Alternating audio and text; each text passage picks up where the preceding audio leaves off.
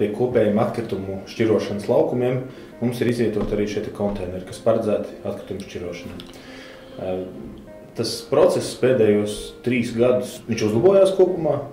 Iedzīvotāji, es gribētu teikt, ka arvien vairāk pievērš tam uzmanību, bet vēl joprojām nepietiekoši. Kāpēc nepietiekoši? Tāpēc, ka mums joprojām ir ļoti liels īpatsvars šiem kopējiem konteineriem. Kāpēc es šo problēmu uzsveru? Tāpēc, ka dabas resursu nodoklis, kas ir attiecināms uz tiem atkritumiem, kas tiek uzglabāti, viņš aug katru gadu, viņš aug ļoti ievērojami. Pēdējo 3 gadu dinamika ir, un tā skaitā arī šajā gadā, tas pieaugums katru reizi ir no 11 līdz 20% par vienu tādu uzglabošanu tonu, kas tiek uzglabāta šo atkritumu. Tas nenozīmē, ka paša atkrituma apsaimniekošanas tarifs aug par 20%. Aug tikai tā daļa, kas ir uzglabājama, bet jebkurā gadījumā tas ir ļoti ievērojami.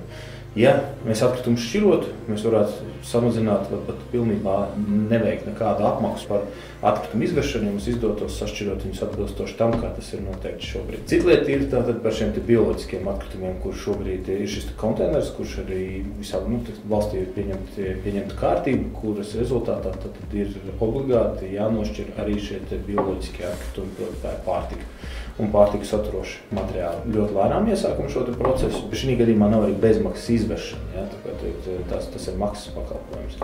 Bet tas ir jebkurā gadījumā ceļš uz bez atkritumu aprites ciklu, kurā maksimāli tiek pārstrādāt visi veidi preces, iepakojumi un pārtika. Ja mums izdosies iedibināt šīs atkritumu šķirošanas tradīcijas ikvienā ģimenē, ikvienā mājsaimniecībā, caur kurām ir iespējams ļoti nozīmīgi mazināt šos ikmēnešu maksājumus par atkritumu apsaimniekošanu.